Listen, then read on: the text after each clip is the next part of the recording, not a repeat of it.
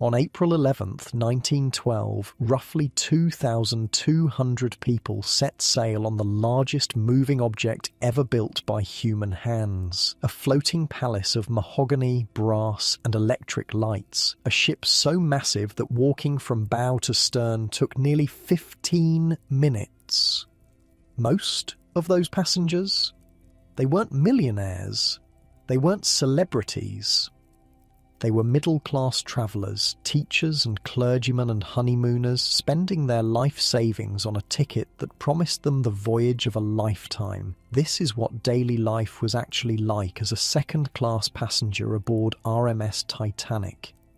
Quick thing before we set sail. If you're one of those people who actually falls asleep to these, hit subscribe so you don't miss any. And I'm always curious, drop a comment telling me where you're listening from and what time it is there. Last week, someone said they were on a cruise ship listening to this. A cruise ship, listening to a Titanic story. I still think about that. Alright, we're heading back to April 1912 tonight, but hold on, get yourself comfortable first. I mean it. Fix your pillows, grab that blanket. This one's worth settling in for. Your eyes open slowly. For a moment, you're not entirely sure where you are. The gentle hum beneath you. The slight sway. Then it comes back to you. You're aboard the RMS Titanic. Second-class cabin, somewhere in the middle of the Atlantic Ocean. Not your bed at home, not your familiar bedroom with the creaky floorboard by the door. This is a bunk made of solid mahogany, polished to a rich shine, with sheets so crisp they practically crackle when you shift beneath them. And unlike your drafty room back in London, this cabin feels almost cozy. The White Star Line has apparently spared no expense. You sit up slowly, letting your eyes adjust to the soft light filtering through the porthole. Early morning, April 11th, your first full day at sea. Yesterday was boarding day at Southampton, and honestly, the whole thing passed in such a blur of porters and customs inspections and jostling crowds that you barely remember any of it. You do remember walking up the gangway, though. That part stuck with you. The ship had looked massive from the dock, impossibly massive, like someone had taken an entire city block and decided to float it on the ocean. The hull stretched on forever in both directions, painted black and white and gold, still gleaming with that new ship shine. Millions of rivets dotting the steel plates, each one hammered in by hand by some poor soul in Belfast. You'd stopped at the threshold, looking back one last time at the crowd waving from the pier, and then stepped aboard. Into what felt less like a ship and more like a hotel that had gotten seriously lost. Wood-panelled corridors, electric lights, stewards in crisp white uniforms smiling and nodding as passengers shuffled past with their luggage, everyone looking slightly dazed, slightly overwhelmed, everyone getting hopelessly turned around in the maze of staircases and passages. You'd found your cabin eventually, dropped off your case, raced topside to watch the big hemp ropes being cast off. And slowly, so slowly you could barely feel it, Titanic had begun to drift away from England. That was yesterday. Today you intend to actually explore this floating palace. Your roommate is already awake, a young man from Argentina, dark hair falling across his forehead as he hunches over a book at the mahogany dressing table by the bed. You've exchanged a few words since boarding, pleasant enough fellow, travelling alone on his way to his brother's wedding in New York. But he seems more interested in his studies than conversation, which suits you fine. There's something restful about sharing space with someone who doesn't feel the need to fill every silence with chatter. You swing your legs over the side of the bunk and take stock of the room. It's not first class, obviously. You've heard the papers going on about the parlour suites up there, private promenades, sitting rooms with fireplaces, the sort of accommodations that cost more than your entire yearly salary. But this cabin would have been first class on any other ship you've sailed on. You took a voyage to Canada a few years back on the Empress of Britain, and your first class cabin on that ship was roughly equivalent to what you're looking at now. The walls are painted a glossy white enamel over oak panelling, clean, bright. The furniture is solid mahogany, not the cheap pine you'd expect in second class. There's a proper dressing table with a wash basin built right in, a mirror, storage shelves with plenty of space for your toiletries. Not cramped at all. In fact, it feels almost spacious. And then there are the little touches that remind you this ship was built for a new age. The electric lights, for instance. You discovered last night that they actually turn themselves off when you leave the room and switch back on when you enter. Some sort of clever clip mechanism attached to the light and the door. You spent a good 5 minutes testing it, opening and closing the door like a child with a new toy, watching the lights flicker on and off. Your roommate had looked up from his book with an expression that suggested he thought you might be a bit simple, but honestly, automatic lights, what will they think of next? You pull on your clothes, run a hand through your hair, splash some water on your face from the basin. Your stomach is rumbling. Breakfast time. You bid farewell to your roommate, who barely glances up from his reading, and step out into the corridor. The ship's interior is quieter this early in the morning, most passengers still in their cabins probably. You pass a steward carrying a stack of fresh towels, and he nods politely as you go by. The wood-panelled walls seem to glow in the electric light. No gas lamps here, no soot or smoke, just clean, steady illumination that makes the whole place feel somehow modern, somehow new, like the future itself has been stuffed into a hull and set afloat. You're heading for the second-class dining saloon, but you decide to take a small detour first. There's a library on this ship, an actual library with actual books, and you want to locate it now so you can find your way back later. You've got plans for that library. A helpful steward points you in the right direction. Down the promenade deck, he says, just past the entrance, can't miss it. You make your way along the deck, enjoying the view of the ocean through the windows. Grey morning light, a bit of chop on the water, nothing serious. The ship barely seems to notice, moving through the waves with a steadiness that surprises you. On your last voyage, the Mauretania, the vibration from the engines had been so intense that your water glass had actually rattled its way across the dinner table and dumped itself directly into your lap. Very dignified. Here, though, you can barely feel the engines at all, just that low, constant thrum beneath your feet, reassuring almost, like a heartbeat. And then you hear the music.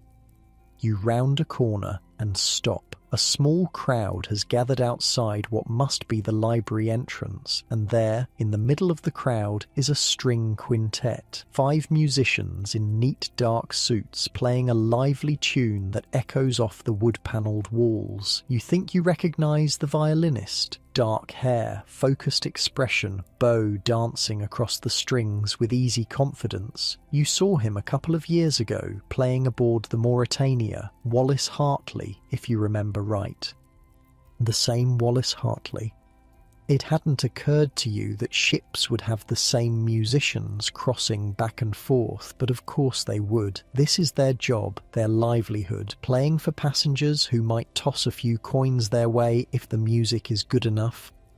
You watch for a moment as a small satchel is passed around the crowd. Tips for the band, someone murmurs. Just like you, they're travelling as second-class passengers. The White Star Line pays for their passage, but not much else. So tips from their fellow passengers are genuinely appreciated. You fish a few pennies from your pocket and drop them into the satchel. The music swells around you. Schumann's Happy Farmer, you think. Cheerful, energetic, a good way to start a morning at sea. You linger a moment longer, letting the music wash over you, watching the other passengers gathered around, men in tweed suits, women in walking dresses, children tugging at their parents' hands, wanting to get closer to the musicians, everyone smiling, everyone looking slightly amazed, as if they can't quite believe they're standing on the deck of a ship in the middle of the ocean, listening to live music before breakfast. It occurs to you that this is exactly what the White Star Line was going for, this sense of wonder, this feeling that you've stepped into something extraordinary. First-class passengers might have their parlour suites and their Turkish baths and their gymnasium with the electric horse. But second-class passengers get this: music in the corridors, mahogany furniture, electric lights that turn themselves on and off. Not bad for a middle-class ticket. Your stomach growls again, more insistently this time. Right, breakfast. You tear yourself away from the quintet and head for the staircase that will take you down to the dining saloon. The music fades behind you, replaced by the murmur of voices and the soft padding of footsteps on carpet.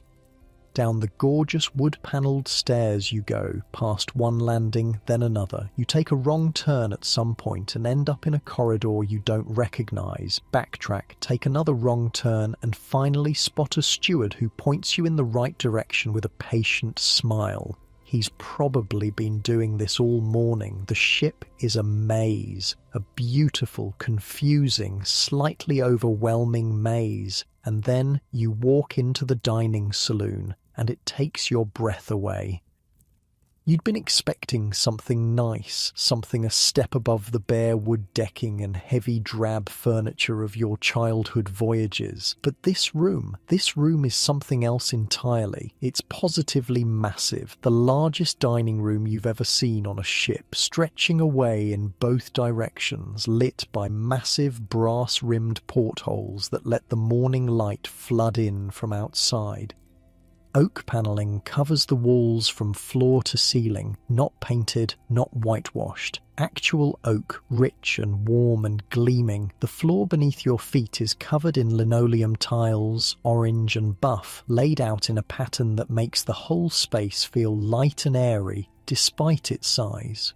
And everywhere you look, there are tables, long tables with pristine white tablecloths flanked by elegant mahogany swivel chairs that have been bolted to the floor to prevent sliding. A pianist is playing something soft at the far end of the room, a piano in a dining room on a ship. You shake your head slightly, trying to take it all in. This is second class. You remember sailing with your parents as a child, visiting relatives in America. The second-class dining rooms on those ships had been cramped and dark, bare wood floors, dim lighting, food that was merely edible rather than actually good. And here you are, standing in a room that looks like it belongs in a grand hotel, complete with live piano music and china plates with the White Star Line logo printed on them in red and blue. You scan the room for your assigned seat. The numbers are on small metal plaques on the backs of the chairs. You find yours eventually, near the middle of the room, and settle into the swivel chair. It's surprisingly comfortable, padded, covered in something that feels like leather. You could get used to this. A menu on the table lays out the options. Fruit to start, then Yarmouth bloaters, which are cold-smoked herring. You've never much cared for those, honestly. Oats and hominy, which is some kind of boiled corn. Ox kidneys and bacon. Potatoes au gratin. Sausage and mashed potatoes. Grilled ham and fried eggs. Buckwheat cakes with maple syrup. Bread rolls and scones. Tea and coffee. You opt for the ham and eggs. Classic. Reliable, and you end with the buckwheat cakes, which arrive lathered in jam and are frankly delicious. Simple food, good food, washed down with strong coffee that chases the last of the morning fog from your head. The fruit is fresh, which surprises you. They must have loaded it at Southampton just yesterday. Still crisp, still sweet. You find yourself wondering what the first-class passengers are eating right now. If second class gets fresh fruit and buckwheat cakes and oak-panelled dining rooms, what on earth does first class look like? Your thoughts are interrupted by voices at your table. Other passengers are filing in, taking their assigned seats. You exchange nods and smiles as they settle in around you, and as the meal progresses, you begin to get a sense of just how varied your table mates are. There's a clerk from a bank somewhere in England, middle-aged, with a precise way of speaking that suggests years of dealing with numbers and ledgers. A Russian bookkeeper and his wife, who works as a dressmaker. She has kind eyes and speaks English with a heavy accent that requires you to lean in and listen carefully. A shop owner from Leicester, portly and cheerful, already on his second helping of sausages. A young honeymooning couple from France, so wrapped up in each other that they barely seem to notice the rest of the table exists, and a big party of travellers coming back from a trip to Guernsey in the Channel Islands, trading stories about their adventures in animated voices. The conversation flows easily. Everyone agrees the ship is a marvel. The young woman from the honeymoon couple complains that her stateroom doesn't seem to be entirely finished yet. Some of the fixtures weren't installed properly, and another passenger mentions that the heat in her room hasn't been working at all. You nod sympathetically. It's a shame, you agree, but probably to be expected on a brand new ship. They finished building this thing just weeks ago. Bound to be a few rough edges, bound to be a few things that don't quite work yet. You're secretly grateful your own cabin seems to be in working order. The coffee cup in your hand is warm. The oak walls glow in the morning light. The pianist has switched to something slower now, something gentle that drifts beneath the chatter of voices. And you sit there, full and content, surrounded by strangers who are rapidly becoming acquaintances, aboard the grandest ship ever built. Not a bad way to start a day at sea. With your belly full and the day stretching out ahead of you, you decide the next order of business is getting to know this ship, actually getting to know it, not the stumbling around and taking wrong turns of yesterday. Today you want to understand where everything is. You want to be able to walk from your cabin to the library to the dining saloon without asking a steward for directions 3 times. You rise from your seat, nodding goodbye to your table mates. The Russian dressmaker gives you a warm smile. The shop owner from Leicester is already flagging down a steward for more coffee. The honeymooning couple doesn't notice you leave at all. They're holding hands under the tablecloth and gazing at each other like the rest of the world has simply ceased to exist. Must be nice.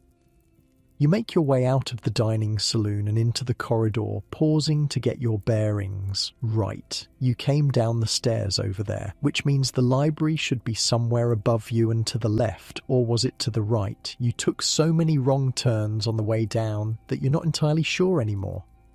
A steward passes by and you flag him down. He's young, maybe 20, with the sort of eager-to-please expression that suggests he's new to this job and desperately wants to do well at it. "Excuse me, I'm trying to get the lay of the land. Where exactly is everything?" He brightens up, clearly happy to be useful. "Of course, sir, the library's on C deck, just above us. Smoking room's on B deck, above that. Your cabin's probably down on E or F deck, depending on your ticket. And if you want the boat deck, that's all the way up top." You thank him and he hurries off, probably to help some other lost passenger. This ship really is a maze. 7 decks of passenger accommodations, all connected by staircases and corridors that seem designed specifically to confuse people. You're going to need a map, or maybe breadcrumbs. But then you remember something. The steward who showed you to your cabin yesterday mentioned something about an elevator, an electric lift he'd called it, available for second-class passengers, the first of its kind ever offered in second class on any ship. You've never actually ridden in an elevator before. Hotels have them sometimes, the fancy ones in London and New York, but you've always taken the stairs. Elevators seemed like something for rich people, for first-class types who couldn't be bothered to walk up a few flights. But this elevator is for second class, for people like you.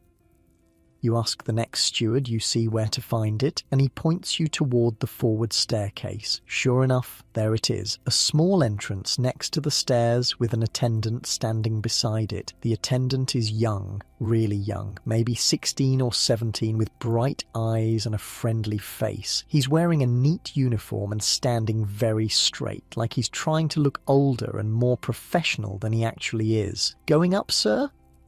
You hesitate for just a moment, then you step inside. The lift car is small but comfortable. Wood-panelled, of course. Everything on this ship is wood-panelled. There's a little folding seat against one wall, though you don't sit. The attendant closes the gate behind you, takes hold of a lever, and with a soft whirring sound, you begin to rise. It's a strange sensation, smooth, almost weightless, like being lifted by some invisible hand. You watch through the metal grating as the floors slide past. D-deck, C-deck. The attendant operates the lever with practiced ease, slowing the car as you approach B-deck, bringing it to a stop so gently you barely feel it. B-deck, sir. Promenade and smoking room. You step out, feeling oddly pleased with yourself. You just rode an elevator on a ship in second class. Your grandmother would never believe it. The attendant catches your expression and grins. "First time in a lift, sir? Is it that obvious?" "A bit, sir, but don't worry. Most passengers are the same way. They come up and down 3 or 4 times just to try it out. Wait times get a bit long sometimes because everyone wants a go." You can believe it. There's already a small queue forming behind you, other passengers waiting for their turn to experience this novelty. You step aside to let them board. "Must be nice," you say. "Operating this thing all day? Quite the job." The young attendant's face shifts slightly. Something wistful passes across his features. He glances toward the doors that lead out to the promenade deck, where you can see passengers strolling past the windows, enjoying the fresh air. "My, I wish I could go out there sometimes," he says quietly. And then the moment passes. Another passenger steps into the lift and the attendant's professional smile snaps back into place. He closes the gate, takes hold of the lever, and begins his descent. You watch the car disappear downward, feeling suddenly grateful that you're a passenger and not crew. That you get to wander wherever you like while that boy spends his voyage going up and down, watching the ocean through windows he never gets to open. You push through the doors and step out onto the B-deck promenade. The cold hits you immediately. It's April, you remind yourself. Early April, the North Atlantic in spring. Of course it's cold, but knowing this doesn't make the wind any less sharp as it whips across the deck and cuts right through your jacket. Your cheeks sting, your eyes water. You shove your hands into your pockets and walk toward the railing, hunching your shoulders against the chill. But the view, oh, the view. The ocean stretches out in every direction, grey-green and endless, rolling in long swells that the ship barely seems to notice. The sky is overcast but bright, that particular silvery light you only get at sea, and there, off to starboard, growing closer with every passing minute, are the green hills of the Irish coast. Queenstown, the ship's next port of call. You hadn't realised you were so close. Time moves differently on a ship. The hours blur together. You'd lost track of where exactly you were in the world, focused on breakfast and elevators and getting lost in corridors. But here's Ireland, rising up out of the sea like something from a painting. Rolling green hills dotted with white cottages. The spire of a church catching the morning light. A small harbour town clustered around the waterfront. You lean against the railing and watch as the coast draws nearer. Other passengers have gathered along the deck, doing the same thing. Some are pointing, some are taking photographs with little box cameras. A few children are bouncing up and down with excitement, their parents trying unsuccessfully to calm them.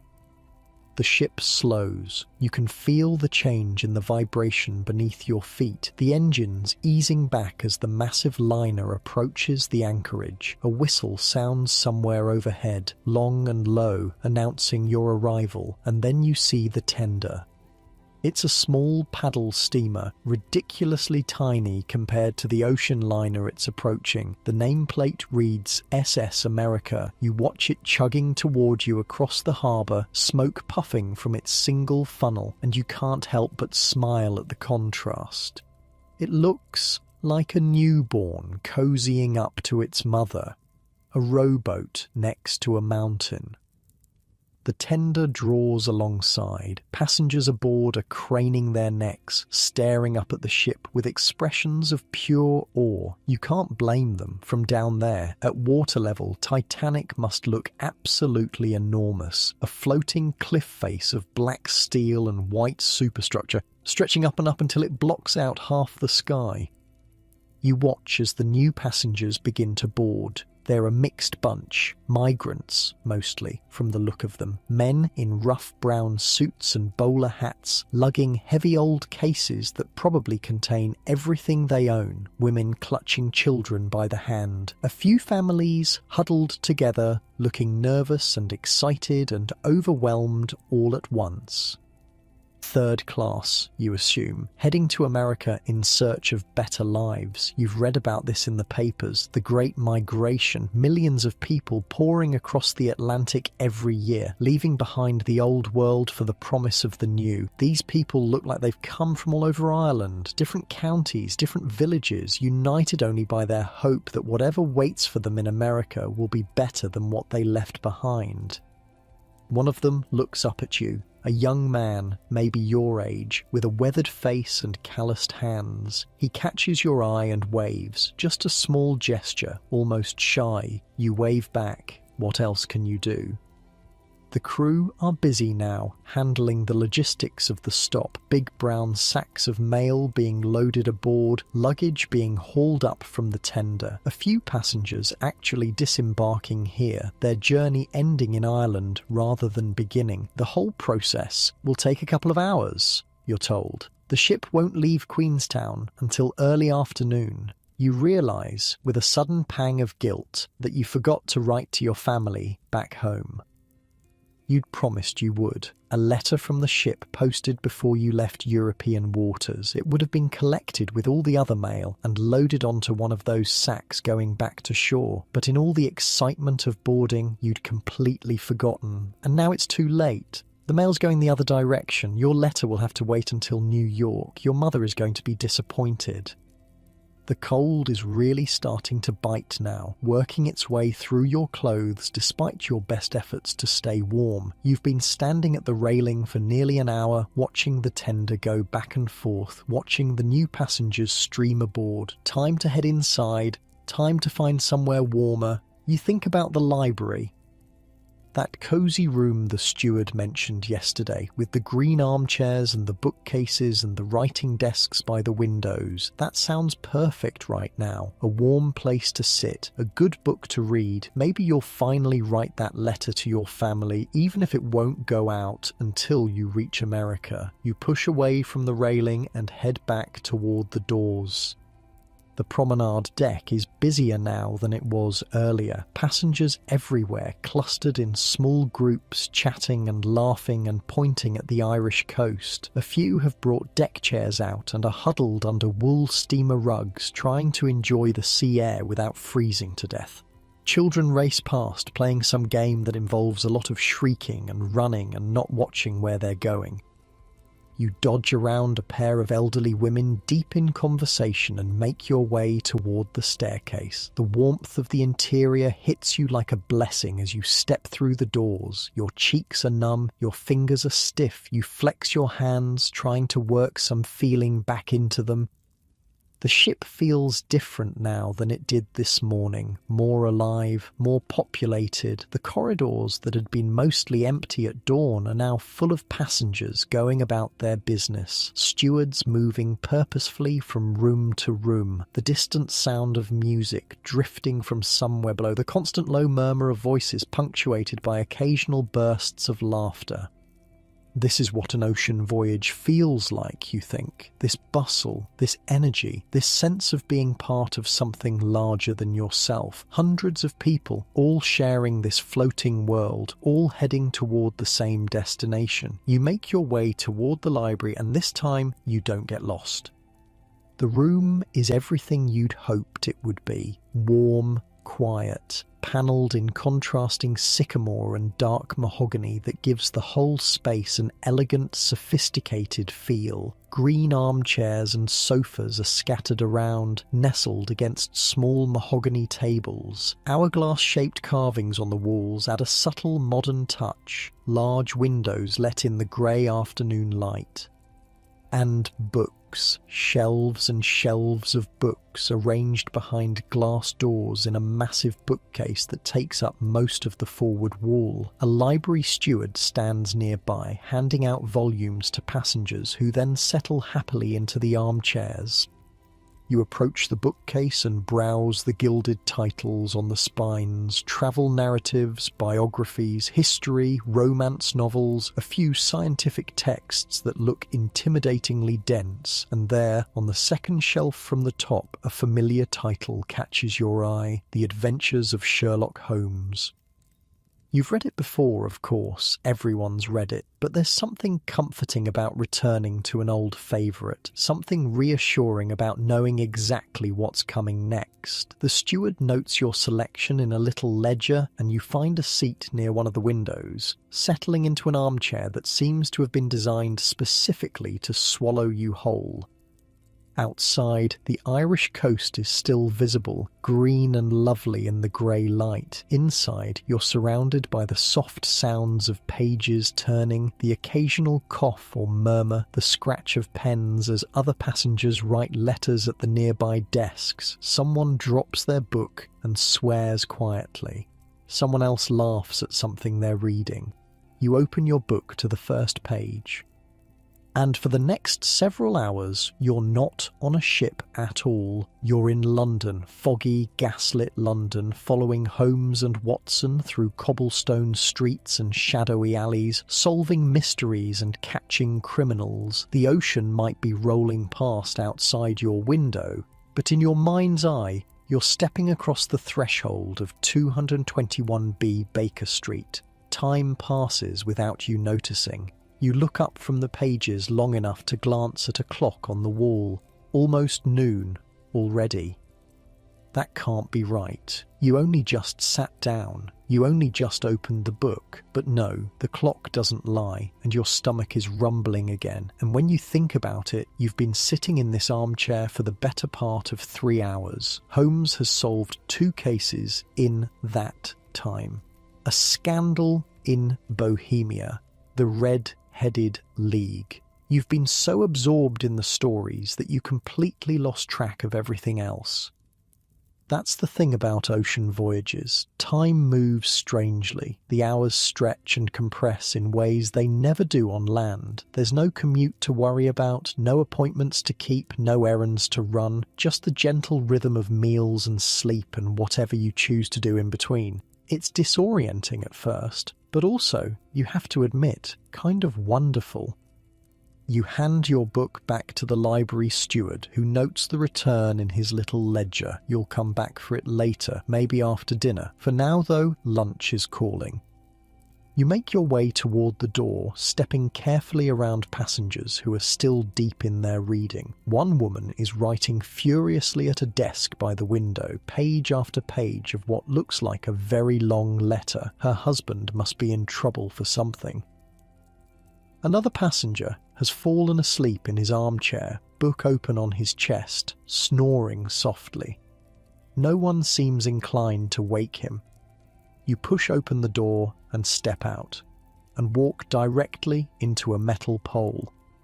Not hard enough to hurt, but hard enough to make you stumble backward and swear under your breath. You look up, blinking, and find yourself staring at the base of what must be the ship's main mast, a massive steel column rising up through the deck and disappearing somewhere far overhead.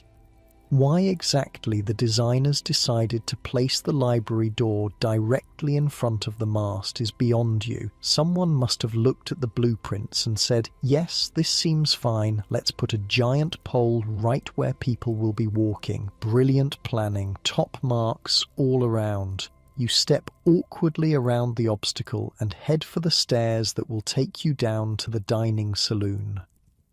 The room is busier now than it was at breakfast. More passengers, more noise, more stewards hurrying between tables with laden trays. You find your assigned seat and settle in, nodding to the familiar faces already gathered around the table. The Russian bookkeeper is here again, along with his dressmaker wife, the shop owner from Leicester, a few others you recognize from this morning. But some seats are empty. The honeymooning couple from France is nowhere to be seen, probably still in their cabin, and a few of the Guernsey travellers seem to have skipped lunch entirely, sleeping it off on deck chairs somewhere, you assume. The boat deck, maybe. Under steamer rugs. Beneath that massive fourth funnel that looms over the stern of the ship. The conversation at the table turns, as conversations inevitably do these days, to the situation in Europe. Germany's arming, says a man you haven't spoken to before. Middle-aged, serious face. The sort of person who reads newspapers cover to cover and has opinions about everything. Building up their navy, their army. It's obvious what they're preparing for. War, you mean? The shop owner from Leicester shakes his head. Come off it. Nobody wants a war. The Kaiser's just posturing. They all do. The French don't trust them. Neither do the Russians. The French don't trust anyone. Neither do the Russians, come to think of it. You listen with half an ear, not particularly interested in getting drawn into a political debate. Personally, you think all this war talk is overblown, alarmist, the kind of thing newspapers print to sell copies. A real war, a proper European war, seems about as likely as mankind ever walking on the moon, which is to say, not very likely at all. The conversation shifts. Someone brings up the ship's progress, how fast they're going, whether they'll try to reach New York early. The Olympic did it, says the serious-faced man, arrived ahead of schedule on her maiden voyage. They might try the same thing with this one. I hope not, you find yourself saying. Arriving at night is a miserable experience, all that waiting around in the dark, and even if the White Star Line lets you stay aboard overnight, the uncertainty is annoying. This earns you a few playful jeers from around the table. Apparently, you're the cautious type, the stick in the mud who doesn't want to break any speed records. Besides, you add, the Mauretania holds the speed record, has for about 3 years now. This ship isn't built for racing. You've been on the Mauretania? The Russian bookkeeper looks impressed. Or once, a couple of years ago. Nice ship. Beautiful, actually, but the vibration was shocking. One night at dinner, my water glass rattled its way across the table, past my plate, and dumped itself directly into my lap. This gets a laugh from the table. You mime the motion, sliding an imaginary glass across an imaginary table and into your imaginary lap. By contrast, you say, gesturing at the glass of water in front of you, look at this. Everyone looks. The water is perfectly still, barely a ripple on the surface. The ship might as well be sitting in a harbour for all the motion you can feel. Steady as a rock, someone murmurs. And it's true, the Titanic doesn't pitch, doesn't roll, doesn't vibrate with that teeth-rattling intensity you remember from the Mauretania. The engines are there, of course. You can feel them if you concentrate, that low, constant thrum beneath your feet, but it's subtle. Background noise, nothing like the shuddering beast that powered the Cunard liner. The stewards arrive with lunch, and the conversation gives way to eating. The food is good, really good. Better than you expected for a midday meal. Hearty pea soup to start, thick and warming, exactly what you need after spending all that time on the cold promenade deck. Then a choice of main courses. Spaghetti au gratin, corned beef with vegetable dumplings, roast mutton with potatoes. You go for the spaghetti, something different, something you wouldn't normally order. The voyage is making you adventurous. There's an assortment of cold cuts available as well. Roast beef, sausage, ox tongue, which you politely decline because there are limits to your adventurousness. Pickles and salad to round things out. And for dessert, a choice between tapioca pudding, apple tart, cheese and biscuits. You opt for the tapioca pudding. Nearly everyone else at the table orders the apple tart. You briefly wonder if you've made a mistake. Then the pudding arrives and it's creamy and sweet and absolutely perfect, and you stop wondering. A small glass of beer accompanies the meal. Just one, enough to take the edge off without making you drowsy. The Russian bookkeeper is drinking wine. The shop owner from Leicester is on his third ale and showing no signs of slowing down. Different strokes for different folks. The stewards begin clearing plates. Silverware clinks against china. The murmur of conversation rises and falls, and you sit there, pleasantly full, pleasantly warm, watching the light shift through the brass-rimmed portholes as the sun moves across the sky. You rise from your seat and consider how to spend the afternoon. The library is tempting. Holmes and Watson are waiting, but you've been sitting for hours already, and your legs are starting to feel restless. Maybe some fresh air would do you good, a walk on the deck, a chance to stretch your muscles and watch the world go by. Other passengers seem to have the same idea. A small crowd is making its way toward the stairs, heading up to the promenade. You join them, climbing past one landing, then another, until you emerge onto B deck and push through the doors into the open air.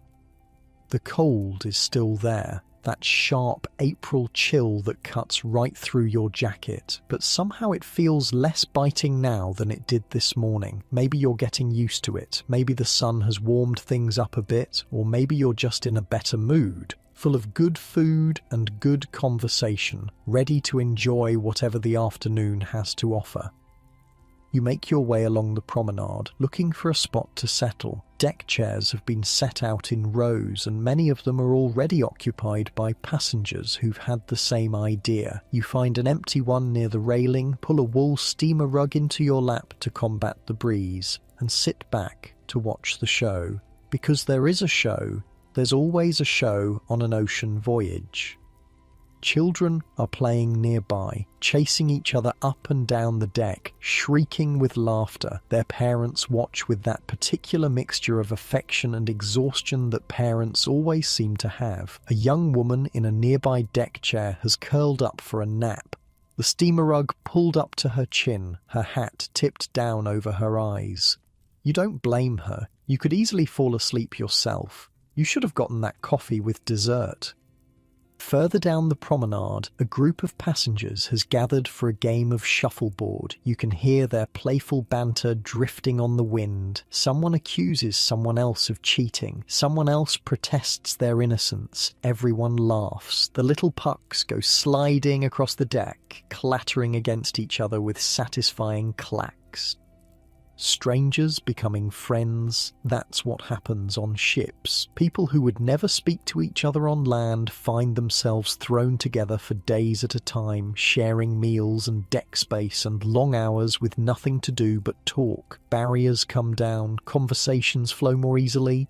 By the time you reach New York, you'll know the life stories of half the people at your dinner table. It's strange, but also nice. A little pocket of community carved out of the vastness of the Atlantic. The ocean stretches away to the horizon, grey and endless. Ireland has disappeared behind you now, swallowed by distance and haze. There's nothing out here but water and sky and this enormous ship cutting steadily westward. New York is still days away, but somehow that doesn't bother you. Somehow the journey feels just as important as the destination. You adjust the steamer rug around your legs and settle deeper into your deck chair. A young man to your left closes the journal he's been writing in and turns to you with a friendly smile. How are you finding the voyage so far? You're not usually one to chat with strangers. Back home, you'd probably just nod politely and go back to staring at the ocean. But there's something about this place, this ship, this strange floating world, something that makes conversation feel easier, natural. You turn to face him and notice his clothing. Dark suit, white collar, a clergyman by the looks of it. Young for it too, maybe late 20s, early 30s. He has kind eyes and a warm expression that puts you at ease immediately. Marvellous, you say. The ship, I mean, can't quite believe it honestly. It's like being in a hotel that happens to be moving. He laughs at that. I was thinking the same thing. I keep forgetting I'm at sea. The ship is so steady you'd think we were on dry land. You've noticed that too. I was just saying at lunch I was on the Mauritania a couple of years ago and the vibration was terrible. This is nothing like that. I had a similar experience on the Kronprinsess in Sicilia. My water glass practically danced off the table. You grin. Kindred spirits, fellow survivors of rattling ocean liners. The Reverend, because that's clearly what he is, tells you about his recent fight with a head cold. Spent the first day of the voyage miserable in his cabin, he says, but thanks to some medicine from a helpful passenger, he's feeling well enough now to enjoy some time in the fresh air. You commiserate. Head colds are the worst. Especially on a voyage, when you can't just crawl into your own bed and feel sorry for yourself.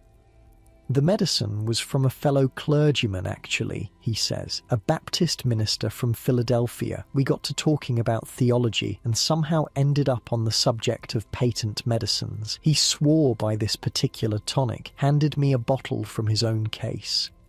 And it worked?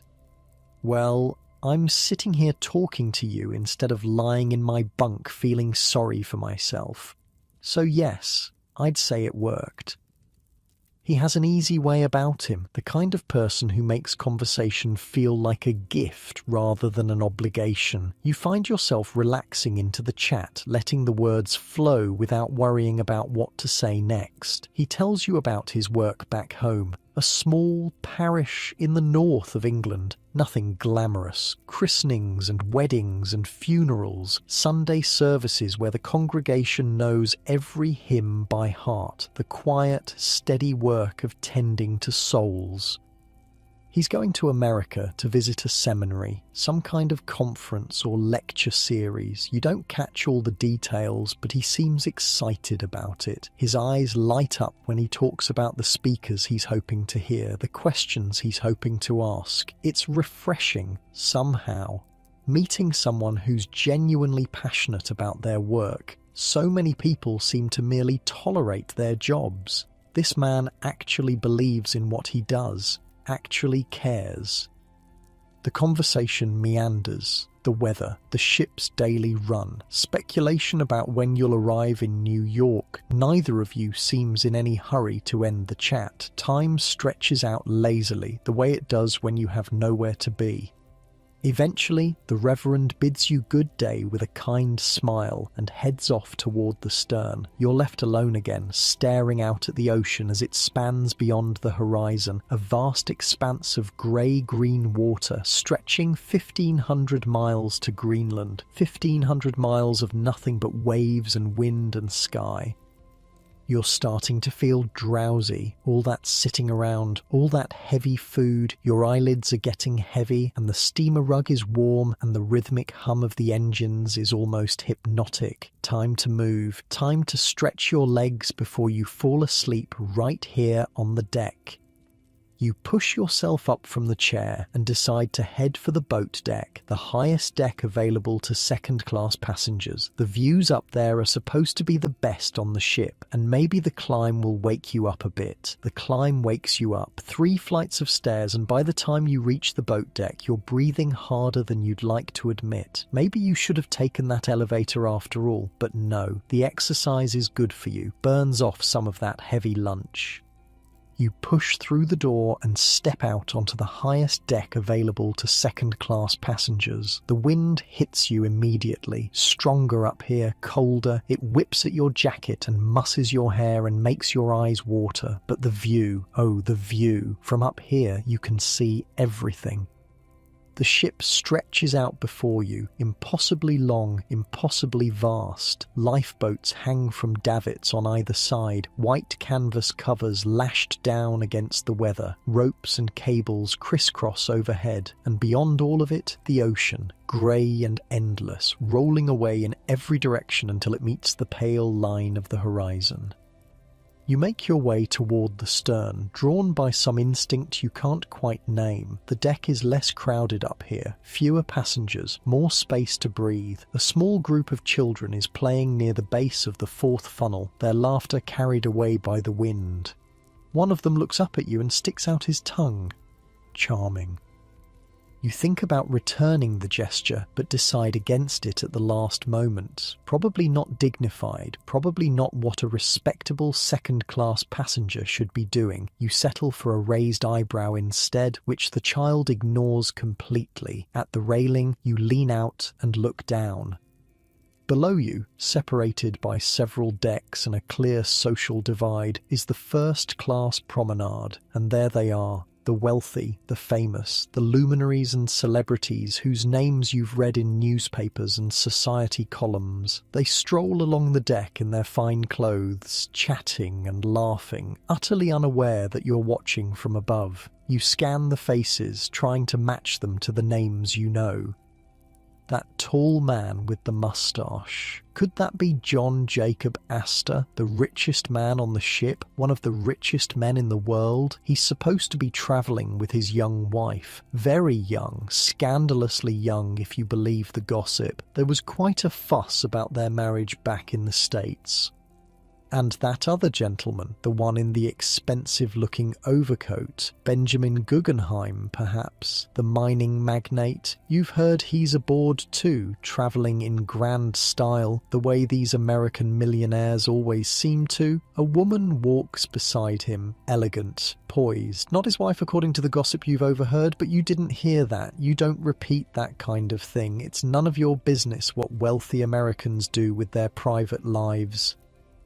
Still, it's fascinating to watch them. These people whose names appear in newspapers and society columns. In their world, they're famous, important, people who matter. Up here, looking down from the second-class deck, they're just figures in expensive clothes, strolling past like everyone else.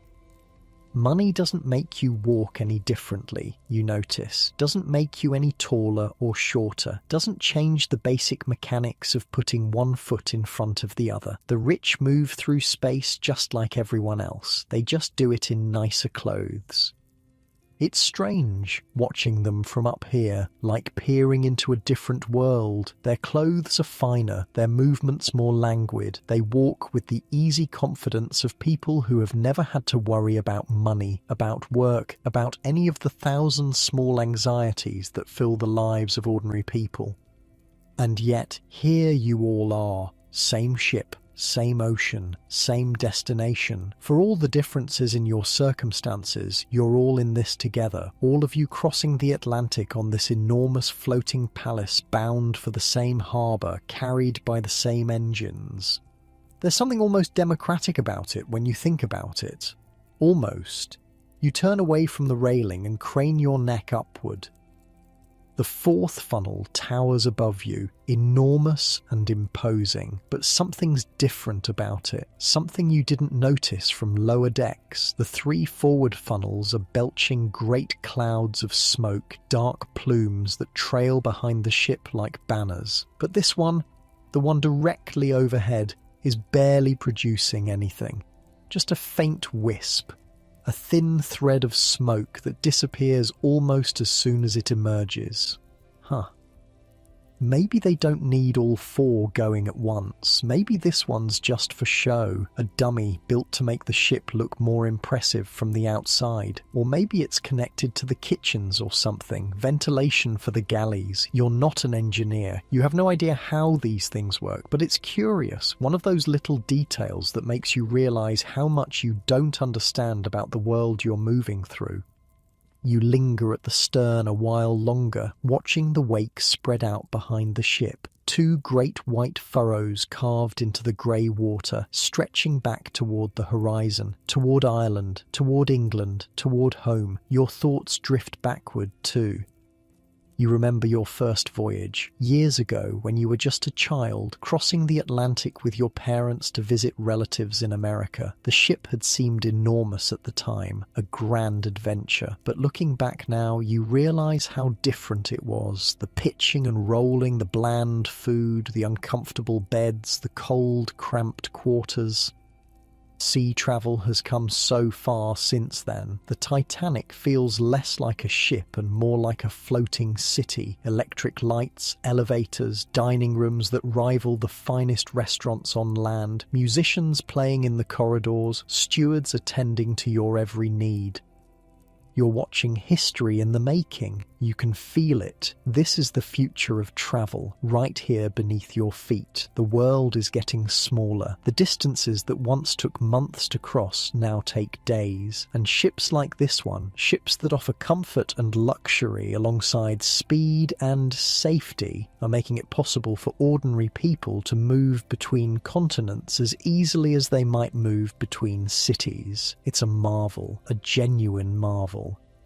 The cold is starting to seep into your bones now. The wind cuts through your jacket like it isn't even there. Time to head inside, time to warm up, and besides, you've got a letter to write. You promised your family, told them you'd send word as soon as you could. You meant to do it at Queenstown, meant to have something ready for the mail drop at Ireland, but the whole thing slipped your mind in all the excitement. Now the chance is gone. The bags have been unloaded, the tender has departed. Your letter, unwritten, will have to wait until New York. But you can write it now, at least. Get your thoughts down on paper while they're still fresh. By the time you arrive in the harbour, you'll have pages and pages to send. Your family will know everything, every detail of this magnificent ship and this unforgettable voyage.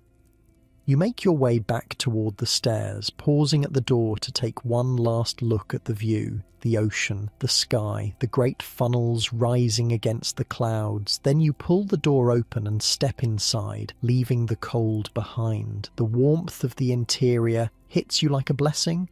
You hadn't realised how chilled you'd gotten until now. Your fingers are stiff, your nose is numb. You flex your hands, trying to work some feeling back into them, and make your way down through the ship. Back to the library, back to that warm, book-lined sanctuary with its comfortable chairs and its stewards and its quiet, studious atmosphere. The room is fuller now than it was this morning. Afternoon seems to be a popular time for reading and writing. Most of the armchairs are occupied. Several desks are in use. The gentle scratch of pen on paper mingles with the soft murmur of conversation and the ever-present hum of the engines. You find an empty table near the window and claim it for yourself. Your stationery is back in your cabin, but a helpful steward produces paper and pen when you ask. White star-line letterhead, very official looking, very impressive. Your family will love it. Physical proof that you're actually aboard this legendary ship. You sit for a moment, pen poised over the blank page, trying to decide where to begin. There's so much to tell. So much has happened in just the past 2 days. Boarding at Southampton, the train journey from London, the near collision with that other ship as the Titanic was pulling out of the harbour, the stop at Cherbourg, the stop at Queenstown, your cabin, your roommate, the food, the music, the conversations with strangers who are rapidly becoming friends. You start from the beginning, the only sensible place to start. The words come slowly at first. then faster. You describe the train ride from Waterloo, the way the grey streets of London gave way to green hills and woods as the city fell behind. You describe the dockside at Southampton, the thousands of passengers saying their goodbyes, the chaos and excitement of boarding day. You describe your first glimpse of the Titanic herself, rising up from the water like some enormous iron cliff, and the feeling of stepping aboard, of crossing that threshold from the ordinary world into something extraordinary. You tell them about your cabin, the mahogany furniture, the electric lights that switch themselves on and off, your roommate, the young Argentine on his way to his brother's wedding, the way he sits up late reading while you're trying to sleep. You tell them about the dining saloon, the long tables and the swivel chairs bolted to the floor, the brass-rimmed portholes letting light flood in, the bewildering variety of passengers at your table, bank clerks and shopkeepers and honeymooners and travellers returning from holiday. You tell them about the band, Wallace Hartley with his violin, the string quintet playing outside the library, the tip jar being passed around. You tossed in a few pennies. It seemed the right thing to do. You tell them about the elevator, the first of its kind in second class, the young attendant who operates it, the novelty of rising through the decks without having to climb a single stair. You tell them about the library where you're sitting right now, the green armchairs, the mahogany tables, the steward who hands out books like a shopkeeper dispensing sweets. You've been reading Sherlock Holmes, you write, an old favourite. The stories feel different somehow here on the water, more vivid, more real. You tell them about the reverend you met on the promenade, his kind eyes, his easy conversation, his head cold and the helpful passenger who gave him medicine. You tell them about watching Ireland disappear behind you, about the tender bringing new passengers aboard at Queenstown, about the migrants with their heavy cases and their hopeful faces climbing the gangway into their new lives. You apologise for not writing sooner. You meant to have something ready for the mail drop at Ireland, but time got away from you. It always seems to get away from you on ships. The hours slide past like water. Before you know it, an entire day has gone by, and you've done nothing but eat and read and talk to strangers. The sun is dipping lower now. You can see it through the window, painting the clouds in shades of gold and pink. The afternoon is fading. Evening is coming. You sign the letter with love, seal it in an envelope, write the address on the front in your neatest handwriting. There's a small box outside the library door. You spotted it earlier, a little wooden receptacle for outgoing mail, collected daily and stored until the ship reaches New York. You'll drop your letter there on your way out. By the time it reaches home, you'll probably already be in America, but that's fine. Your family will understand. You gather your things and rise from the table. The library is quieter now. Some of the afternoon crowd has dispersed, heading off to prepare for dinner. You catch the clock on the wall and realise with a start how late it's gotten. Almost time to head back to your cabin. Almost time to change into your evening clothes, because dinner tonight won't be like breakfast or lunch. Dinner is an event, a proper occasion, the finest meal of the day, served in the grandest style the ship can offer. You need to look the part. You drop your letter into the little wooden box, hearing it land softly atop the others. Then you turn and make your way toward the stairs, already thinking about what you'll wear. Your evening clothes are in your case. You packed them specifically for occasions like this. Nothing too fancy, nothing that would be out of place in second class, but respectable, presentable, the kind of outfit that says you know how to behave in polite society. The corridors are busier now, passengers moving in both directions, all of them with the same idea. Get changed, get ready, get to the dining saloon before all the good spots are taken. Not that you have a choice about where to sit, of course. Your seat is assigned, that little metal plaque on the back of your chair with your number on it. But still, there's something about arriving on time, about being among the first to be seated, that feels important. Like you're taking the whole thing seriously, like you're honouring the occasion. You reach your cabin and let yourself in. Your roommate is already there, standing in front of the small mirror, adjusting his tie. He glances over as you enter and nods in greeting. Getting ready for dinner? Just about to. He steps aside to give you access to the mirror. There's an easy rhythm to sharing a cabin with someone. A silent negotiation of space and time. He does his toilette while you do yours. You take turns at the wash basin. You stay out of each other's way without having to talk about it. You open your case and pull out your evening clothes. The evening clothes feel different than your day wear, stiffer, more formal, like you're putting on a costume for a role you're about to play. You button your shirt carefully, making sure everything lines up. Collar, cuffs, waistcoat.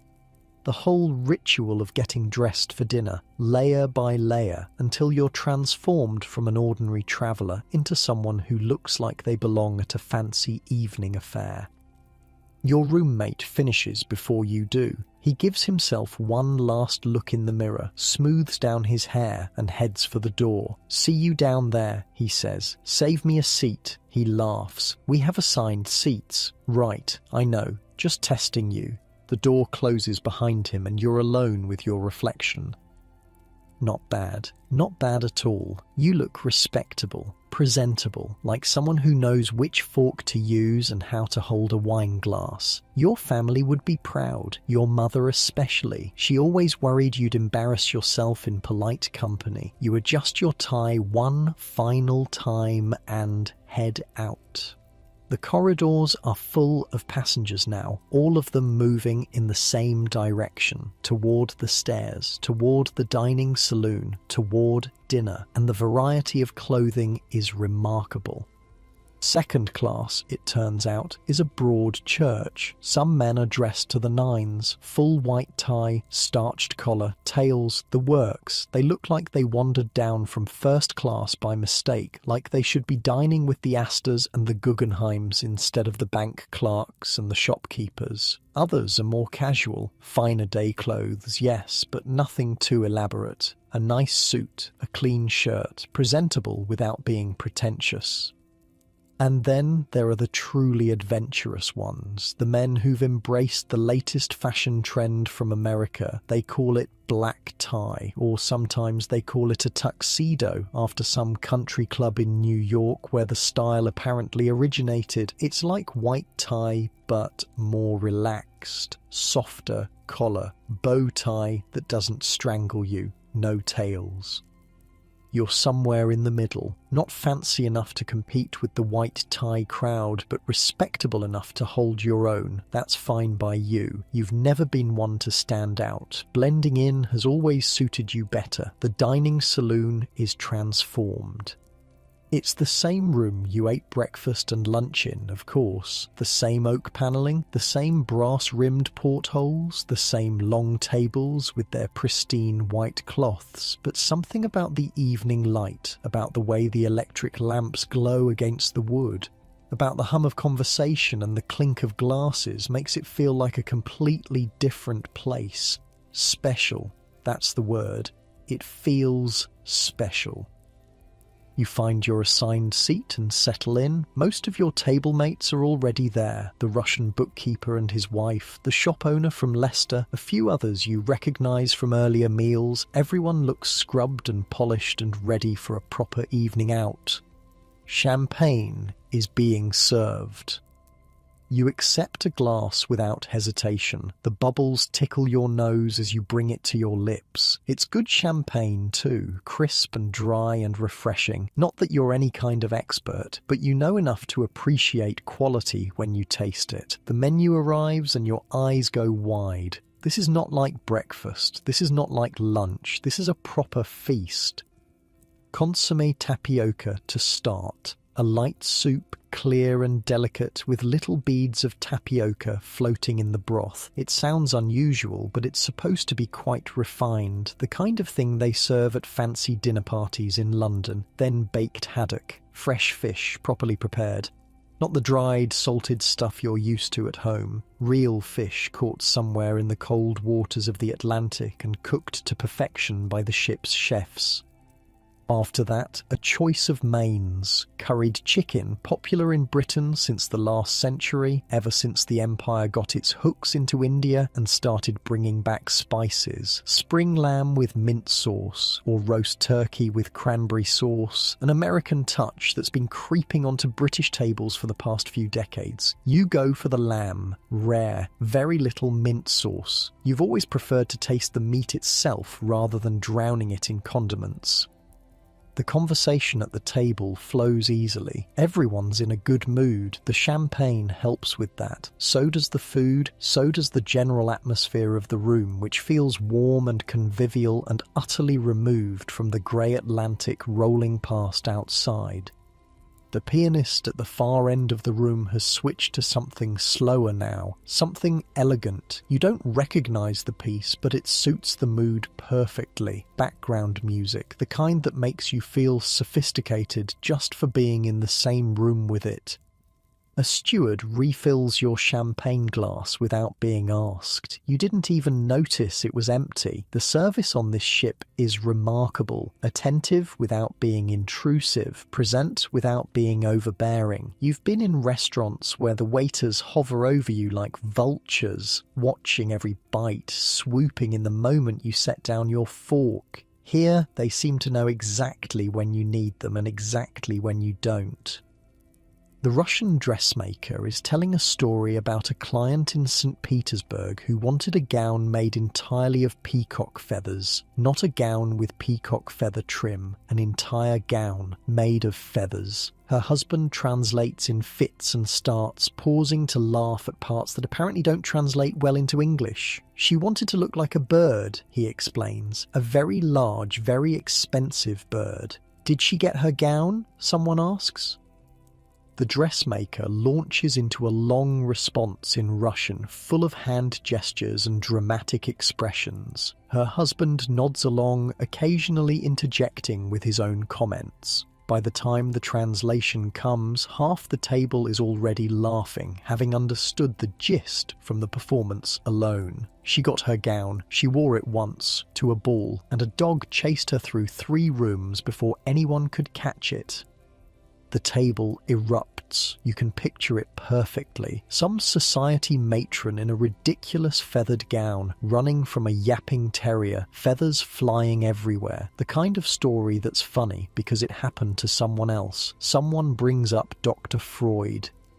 You perk up at the name. You've read about him in the papers. The Austrian doctor with the wild theories about dreams and the unconscious mind. Very controversial, very modern. The sort of thing intellectuals argue about at dinner parties exactly like this one. Do you think he's aboard? Someone asks, up in first class. Freud? No idea. Why would he be? I don't know. Seems like the sort of person who might travel on a ship like this. All those rich Americans going to see him for treatment. Maybe he's going the other way.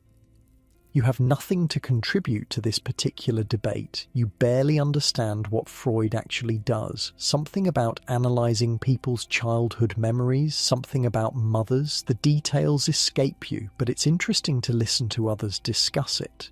Interesting to hear what people think about these modern ideas that seem to be reshaping the world. The conversation shifts. Someone mentions Roald Amundsen. Now this you know about. The Norwegian explorer, the man who raced to the South Pole and won. It was all over the papers just last month. His expedition reaching Tasmania, the confirmation that he'd beaten the British team, the news that poor Captain Scott was still out there somewhere struggling toward a goal that had already been claimed. No alcohol on the entire expedition, an American at the table cuts in. Did you read that? Not a drop. The whole way to the pole and back, and they didn't touch a single drink. You look down at your champagne glass with something like despair. Months in the frozen Antarctic, hauling sleds across endless ice, temperatures cold enough to freeze your breath solid, and no alcohol to take the edge off. Madness. Absolute madness. "I couldn't do it," you say. "I'd last about 3 days before I demanded to be sent home." This gets a laugh from the table. You're not much of a drinker, really. A glass of beer with lunch, champagne at dinner, nothing excessive. But the idea of going without entirely, especially in conditions like that, seems almost inhuman. The stewards arrive with the main course, and conversation gives way to eating. The lamb is excellent, tender and pink in the middle, with just a hint of char on the outside. The potatoes are creamy and buttery. The vegetables are fresh and properly seasoned. Whoever's running the kitchen knows what they're doing. This is restaurant quality food. Hotel quality. The kind of meal you'd expect to pay good money for on land. And here you are, getting it included in the price of your ticket. The shop owner from Leicester is on his second helping of lamb. He catches you watching and shrugs. "When am I going to get lamb this good again? Might as well enjoy it while I can." He has a point. You eye your own plate, wondering if you could manage a second helping yourself. Probably not. There's still dessert to consider, and you've already had the soup and the fish and more champagne than is strictly sensible. But it's tempting. It's all tempting. That's the danger of ships, you think. The meals come so frequently, and the food is so good, and there's nothing much to do between meals except sit around and digest. You're going to gain weight on this voyage. Everyone does. It's practically guaranteed. You've heard the papers claim that second class on Titanic rivals first class on other ships. You were skeptical at first. That sounded like advertising talk, marketing nonsense designed to sell tickets. But now, sitting here with a glass of champagne in your hand and a plate of perfectly cooked lamb in front of you, you're starting to believe it. If this is second class, what must first class be like? Gilded plates, servants fanning you with palm fronds, diamond-encrusted cutlery? Probably not, but the thought amuses you. Dessert arrives, choices again: plum pudding, wine jelly, American ice cream, coconut sandwich, a cheese board for those who prefer something less sweet. You go for the plum pudding. It's rich and heavy and probably too much after everything else you've eaten, but you don't care. This is a special occasion, a special night. Calories don't count on ocean voyages. Everyone knows that. The plum pudding comes doused in brandy sauce that practically glows in the lamplight. You take a bite and close your eyes for a moment. Perfect, dense and fruity and warming. The kind of dessert that makes you want to unbutton your waistcoat and settle in for a long, comfortable evening. Around you, the other passengers are making similar sounds of appreciation. Even the French honeymooners have surfaced from their bubble of mutual adoration long enough to comment on the quality of the food. The meal winds down slowly. Nobody seems in a hurry to leave. The champagne has left everyone pleasantly buzzed, and the food has left everyone pleasantly full, and the general atmosphere of warmth and conviviality makes you want to linger. This is what travel is supposed to be like, you think. Not just getting from one place to another, not just enduring the journey until you reach your destination, but enjoying the journey itself, savouring it, treating it as an experience worth having. The Titanic makes that easy. The Titanic makes that inevitable. You look around the table at the faces of your dinner companions, the Russian bookkeeper and his wife laughing at some private joke, the shop owner from Leicester, red-faced and happy after too much wine, the honeymooning couple from France who finally showed up for a meal, holding hands under the table like lovesick teenagers. Strangers. All of them. People you'd never met before yesterday. People whose lives have intersected with yours for a few brief days and will probably never intersect again. But right now, in this moment, they feel like friends. Like family, almost. Like people you've known forever. That's the magic of ships. That's what ocean travel does to you. It compresses time, accelerates relationships, turns strangers into intimates in a matter of hours. By now it's just about 9:30. The evening is still young, too early to head back to your cabin, too early to call it a night. You push back from the table and consider your options. A small group from your table mates is making plans. Bridge, they say, in the smoking room. Do you want to join? You hesitate. You're not much of a card player, honestly. Your aunt used to play bridge, and she tried to teach you once, years ago, but the rules never quite stuck. Something about trumps and tricks and bidding. It all seemed unnecessarily complicated, but the invitation is tempting, not for the cards themselves, but for the company, for the excuse to stay up a bit longer, for the chance to see another part of the ship you haven't explored yet. Why not? You hear yourself say. I'll give it a go.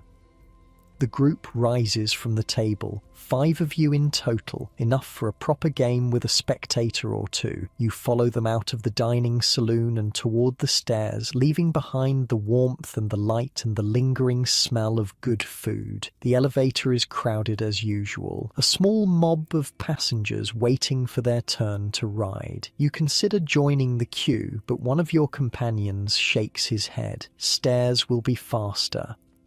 He's right. By the time the cab arrives and everyone piles in, you could already be at B deck. So you climb. 1 flight, 2 flights. Your buttons straining a bit after all that food, your breath coming a little harder than it should. Note to self, take fewer second helpings of plum pudding. You reach B deck slightly winded but otherwise intact. The smoking room is at the forward end of the deck through a door that opens into a haze of cigar smoke so thick you can practically taste it. Your eyes water, your nostrils sting, but you push through, following your companions into the room, and what a room it is. Oak panelling everywhere, rich and dark and gleaming in the lamplight, chairs upholstered in deep green leather, the colour of moss scattered around small tables. The whole place feels like a gentleman's club, like somewhere important men gather to discuss important things while puffing on expensive cigars. You sink into one of the green chairs. It swallows you up, soft and comfortable, exactly what your tired body needs after a long day of eating and walking and exploring. A steward appears at your elbow. He's carrying a tray of cigars and a menu of spirits. You select a cigar almost at random. Something Cuban, you think. The name on the band is unfamiliar, but it looks impressive. The steward clips the end for you, offers you a light, and suddenly you're sitting there with a lit cigar in one hand, feeling very sophisticated indeed. The spirit menu is impressive. Whiskies from Scotland and Ireland, brandies from France, rums from the Caribbean, everything you could want, and plenty of things you've never even heard of. Your eye lands on a cognac. Denis Meunier, 54 years old, the menu says. You do the math in your head. That means this brandy was distilled around 1858, before the American Civil War, before your parents were even born. The bottle has been sitting somewhere, aging quietly in some French cellar, while the world changed completely around it. There's something profound about that, something almost sacred. You order a glass.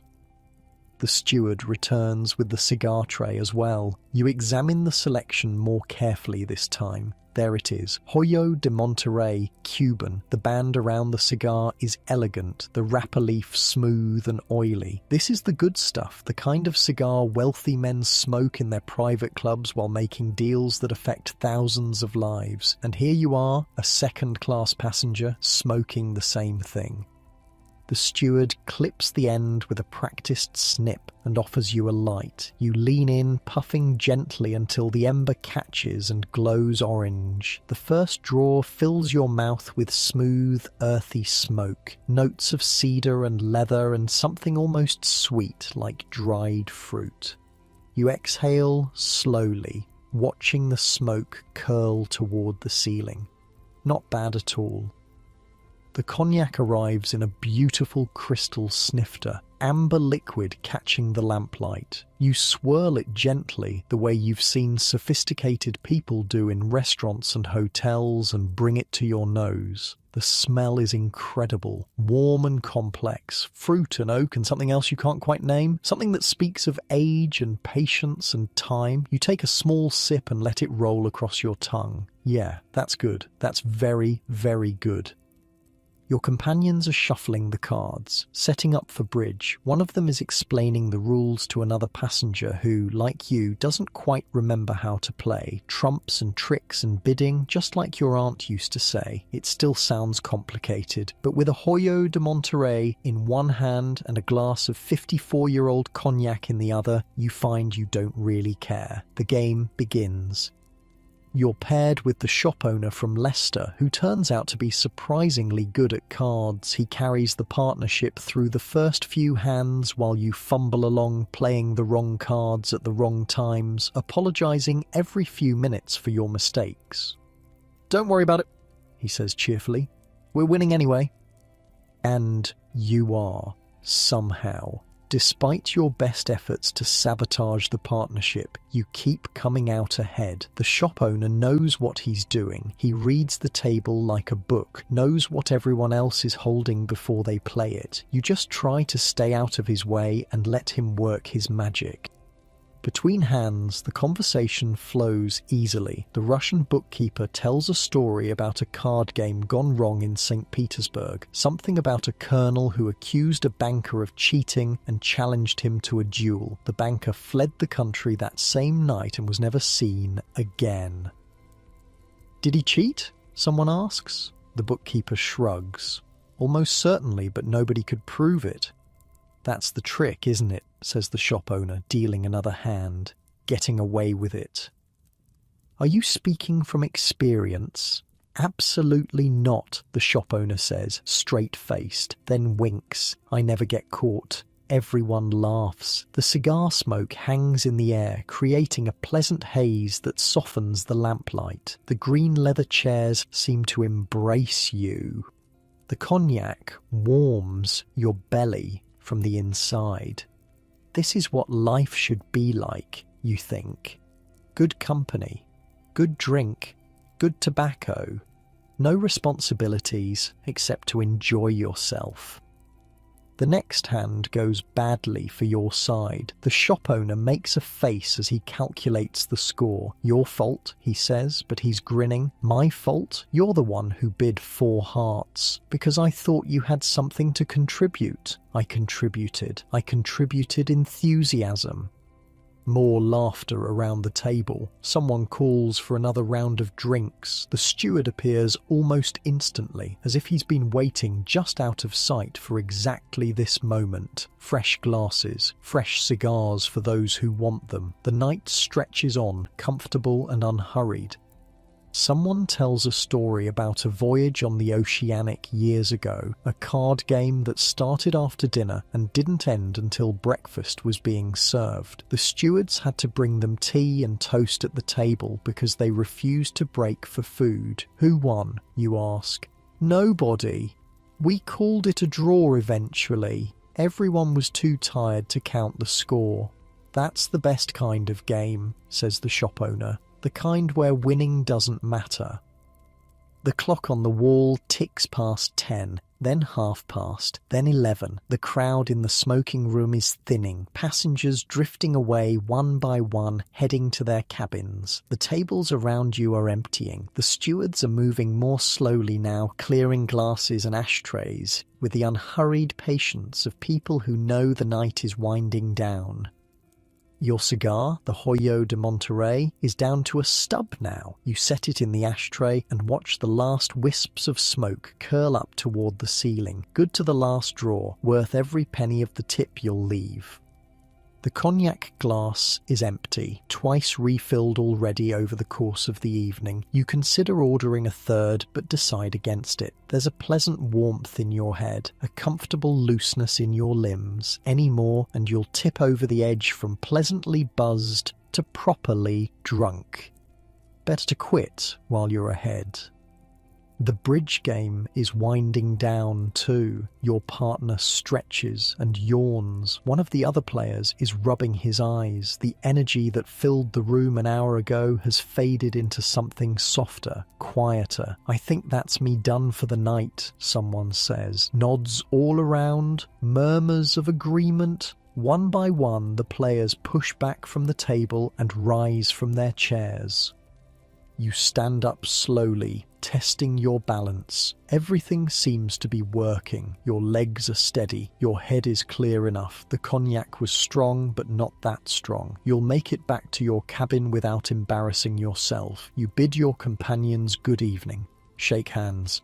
Exchange promises to meet up again tomorrow. Maybe another game of bridge. Maybe just drinks in the smoking room. You'll see how you feel. Same time tomorrow? The shop owner asks. If I can remember how to play by then. You won't, but that's half the fun. Then you're out the door and into the corridor, leaving the smoke and the lamplight behind. The ship feels different at this hour, quieter, stiller. Most of the passengers have retired for the night. The corridors that were crowded just a few hours ago are nearly empty now, just the occasional steward making his rounds. The occasional late-night wanderer like yourself. You pass a window and pause for a moment, looking out at the darkness. Nothing to see, really, just black. The ocean is out there somewhere, rolling and heaving beneath the ship, but you can't see it. The stars are out there too, scattered across the sky like salt on a dark tablecloth. But the glass reflects your own face back at you, lit by the corridor lamps. And the world beyond is invisible. Strange, being out here in the middle of nothing. Stranger still how quickly you've gotten used to it. This morning, standing on the promenade deck, watching Ireland recede into the distance, you'd felt a pang of something. Not homesickness exactly, just an awareness of how far you were from anything solid, anything permanent. Now, just 12 hours later, the ship feels like the most solid thing in the world, the only world that matters. England is behind you, America is ahead, but right now there's just this corridor, this ship, this night. Your footsteps echo softly on the linoleum as you make your way toward your cabin. The orange and buff tiles gleam in the electric light. You'd forgotten about the tiles. Such a small detail, but it makes the whole place feel warmer somehow, more thoughtfully designed. A steward passes you, carrying a tray of empty glasses. He nods politely. You nod back. Ships run on these small courtesies, you've noticed. The little acknowledgements between strangers, the silent agreements to treat each other with respect. You pass another window, and this time you don't stop. The darkness is still there. It will be there all night. You don't need to keep checking. It's a short walk to your cabin. One of the nice things about second class on Titanic is that everything seems to be within convenient reach of everything else. The dining saloon, the library, the smoking room, your stateroom, all clustered together in the same part of the ship. No long treks through endless corridors. No getting lost in the maze-like interior.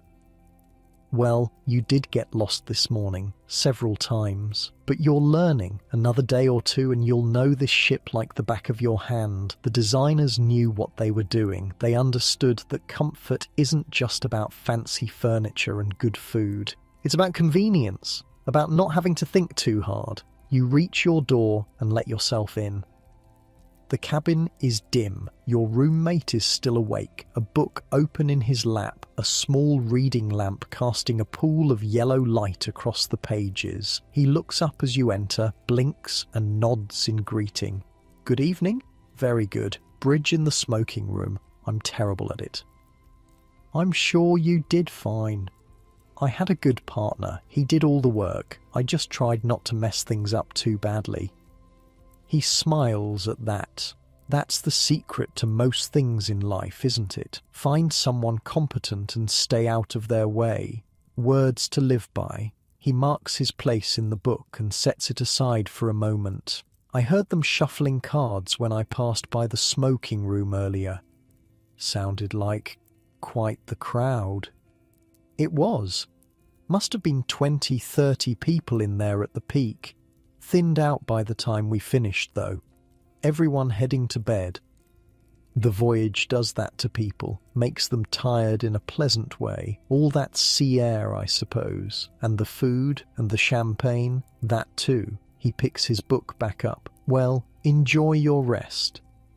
You move quietly through the small space, trying not to disturb his reading. Your evening clothes come off piece by piece. Jacket, waistcoat, shirt. You hang them carefully in the wardrobe, the mahogany doors swinging silently on their hinges. Your nightclothes are where you left them, folded on the shelf.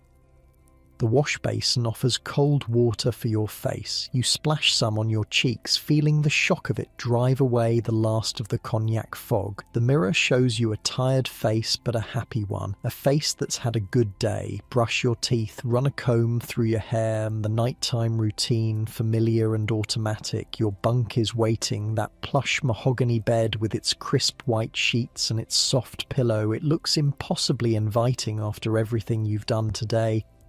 You climb in and pull the covers up. "What are you reading?" you ask your roommate. He holds up the book so you can see the cover. Something in Spanish, a novel by the look of it. "Any good?" "My brother recommended it. Says it changed his life." He shrugs. "So far, it's just making me sleepy." "That's not necessarily a bad thing. On a ship, I mean." "True." He turns another page. "Good night." "Good night." You settle deeper into the mattress, close your eyes, listen to the sounds of the ship around you, the low hum of the engines, the occasional creak of wood, your roommate turning pages, the distant murmur of voices somewhere in the corridor, passengers heading to their own cabins. It's peaceful. That's the word. Peaceful in a way that's hard to find on land, where there's always something demanding your attention, always somewhere you need to be, always something you should be doing. Here, there's nothing, just the ship, just the ocean, just this comfortable bunk and the gentle rhythm of the engines carrying you forward through the night. Your thoughts begin to slow, the sharp edges of the day softening into something hazier, something warmer. Tomorrow, you think, tomorrow will be another good day. And then you stop thinking altogether. Somewhere between waking and sleeping, your mind begins to wander. Not dreaming yet, not quite, but not fully conscious either. That strange twilight state where thoughts come unbidden and drift away before you can hold on to them. You find yourself thinking about the people you've met today. The Russian bookkeeper.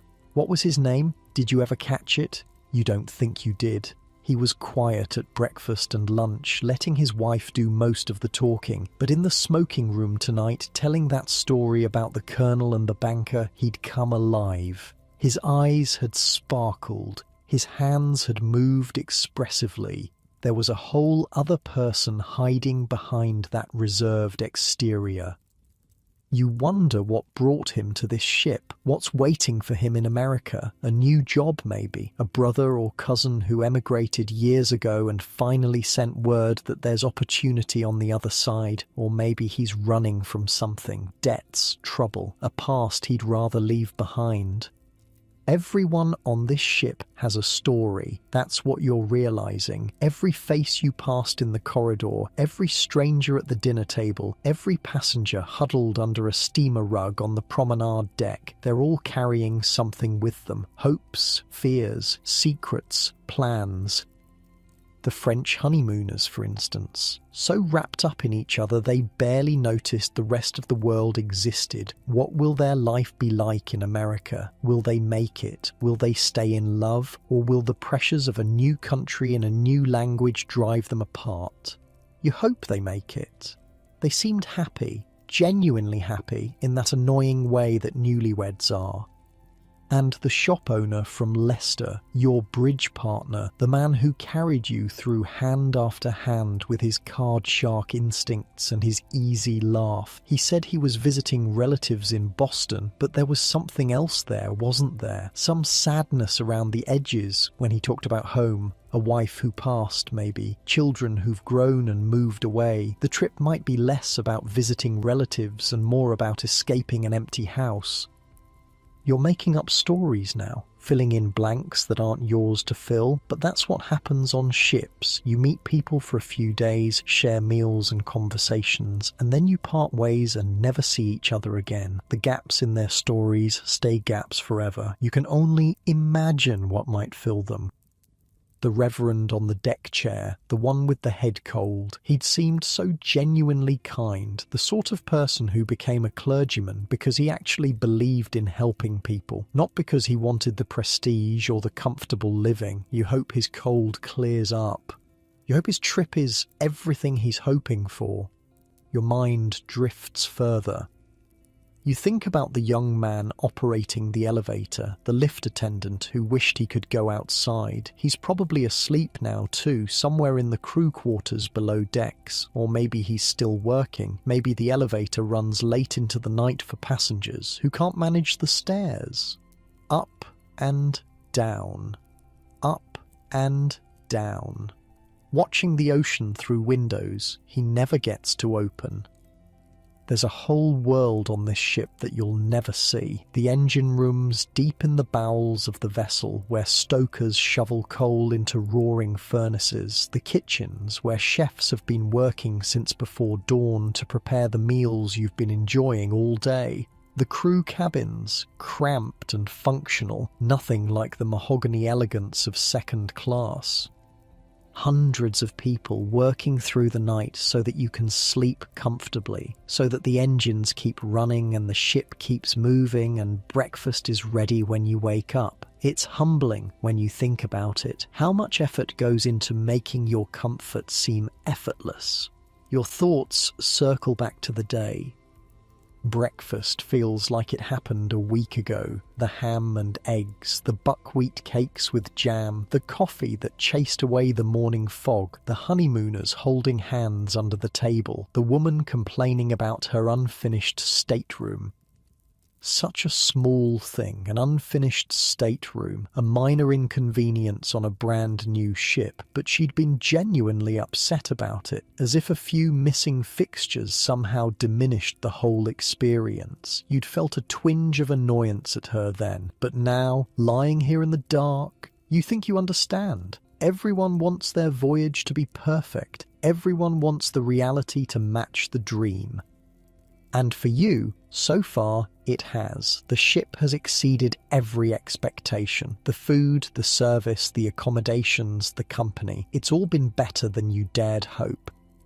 You think about the library, the green armchairs, the way the afternoon light came through the windows while you read, Sherlock Holmes solving crimes in foggy London while the Atlantic rolled past outside. There's a copy of that book in libraries all over the world. People reading the same words in parlours and train cars and ships and hotels. The same characters, the same mysteries, the same solutions.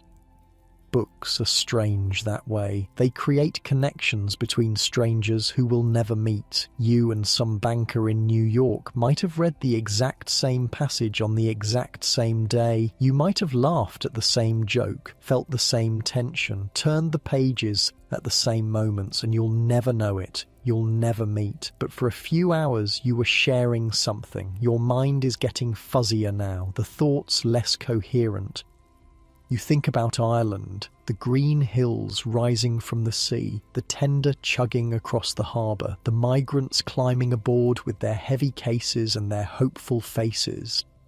That young man who waved at you. You waved back. Such a small thing, a gesture across the divide between second class and third. You'll probably never see him again. Even if you did, you wouldn't recognise him. But for that one moment, you connected. Two strangers heading to the same destination, acknowledging each other across the gap.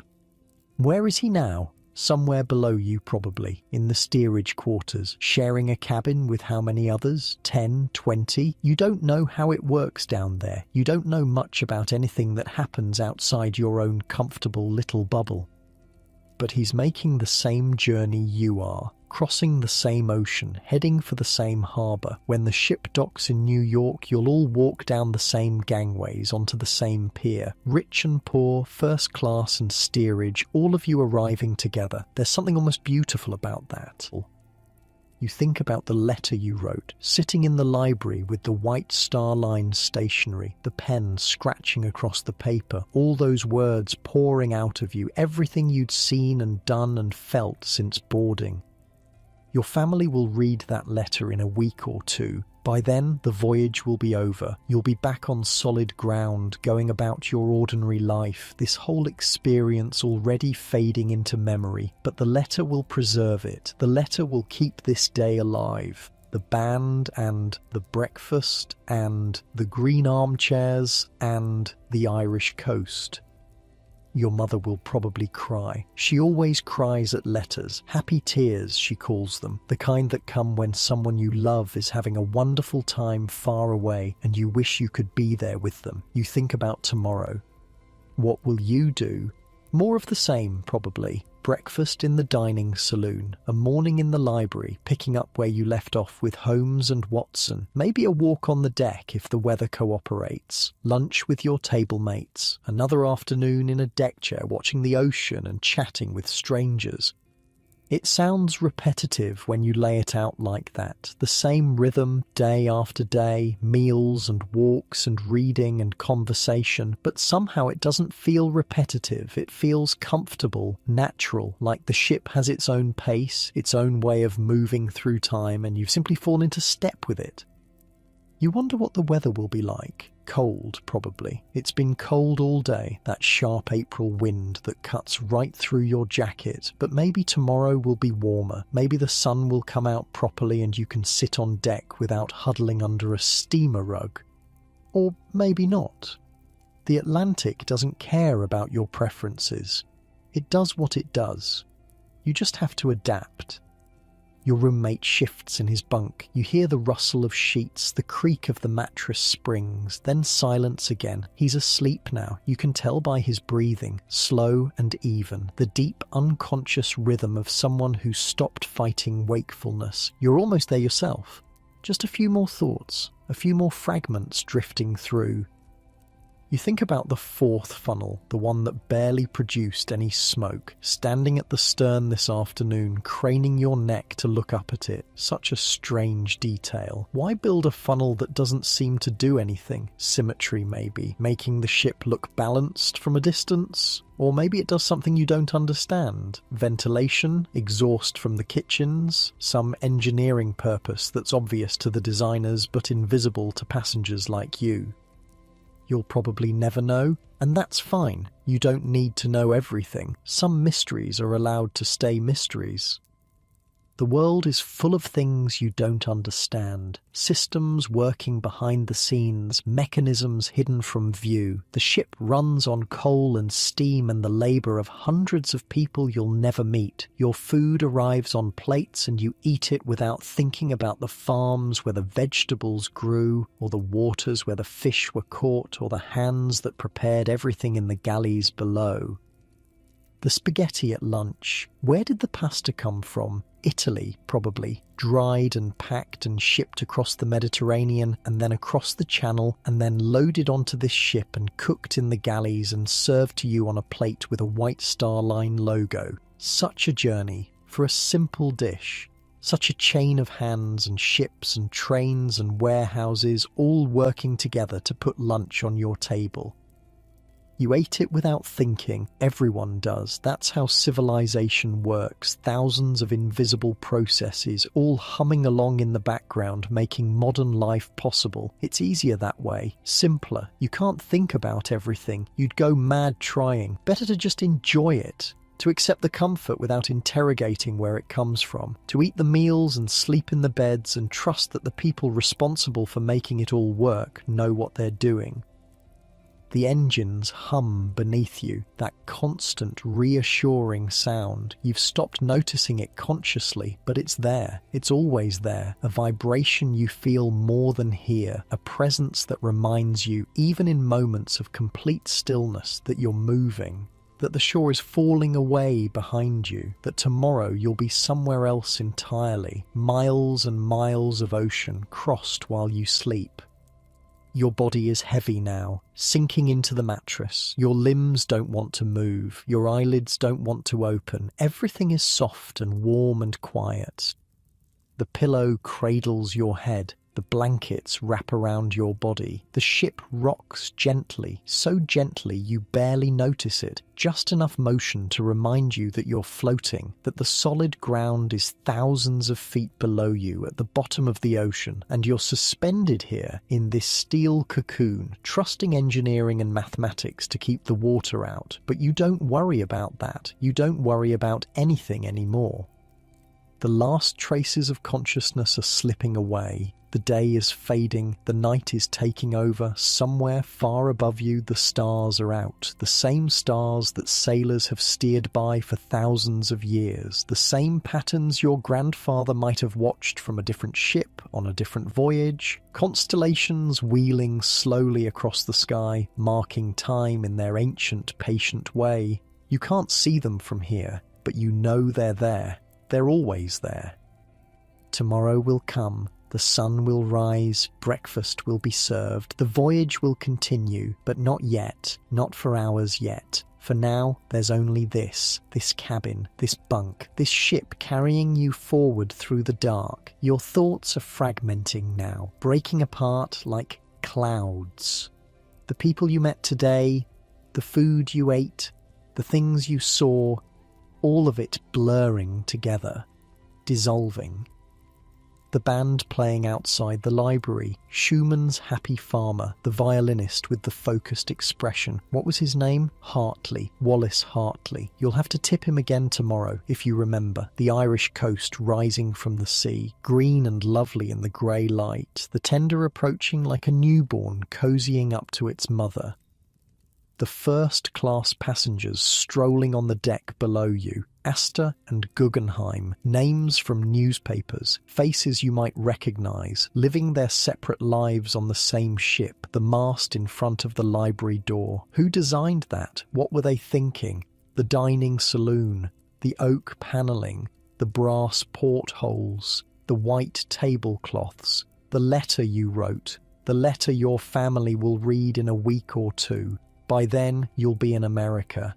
By then, all of this will be memory.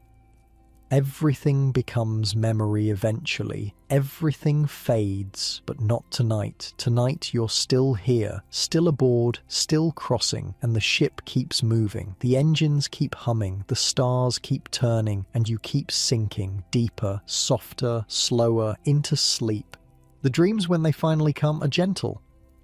You don't remember falling asleep. One moment you were thinking about Wallace Hartley and the band, about the letter you wrote, about the Irish coast disappearing behind you. The next moment, nothing. A gap in time, a skip in the record of your consciousness. And now this.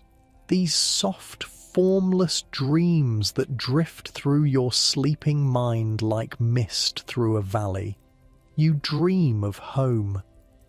Not the whole thing, just pieces. The kitchen table where you ate breakfast as a child, the sound of your mother humming while she worked, the creak of the third stair from the bottom, the one that always announced your late-night trips to the bathroom. Small things, ordinary things.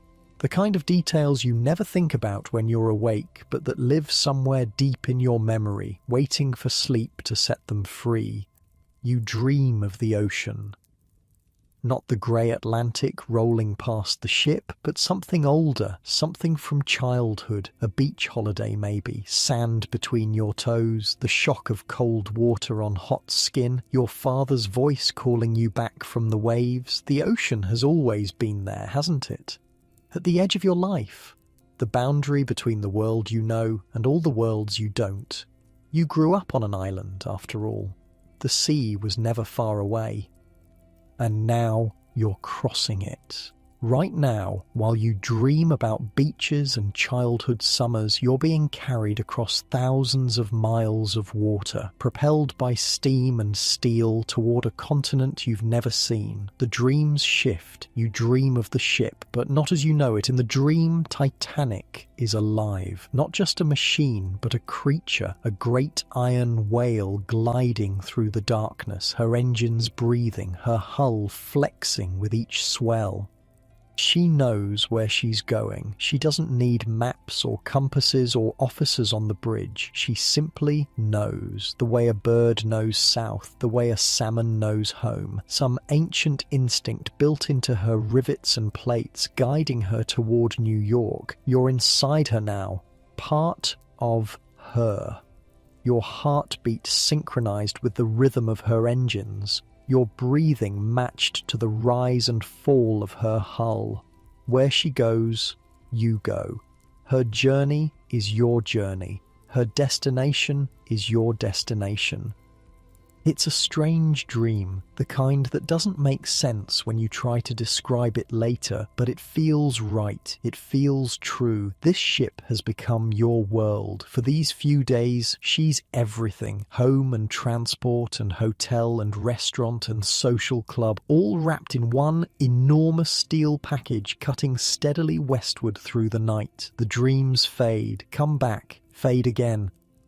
Time doesn't work the same way in sleep. An hour might feel like a minute might stretch into an hour. The clock on the wall keeps ticking, but you're not part of that world anymore. You're somewhere else, somewhere outside of time. Your body is doing what bodies do when they sleep.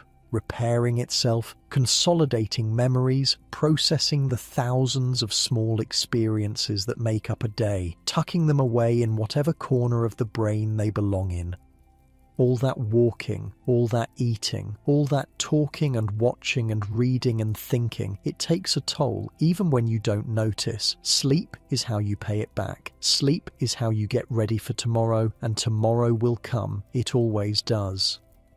The sun will rise over the eastern horizon, painting the clouds in shades of pink and gold. The stewards will begin their rounds, knocking softly on cabin doors, offering tea to passengers who are already stirring. The dining saloon will fill up again. The smell of bacon and eggs and fresh bread will drift through the corridors. And you'll be there, sitting at your assigned table, nodding to your table mates, ordering the buckwheat cakes again, probably because they were really quite good. Another day on the water, another 24 hours of this strange, suspended life, another step closer to New York. What will the city be like?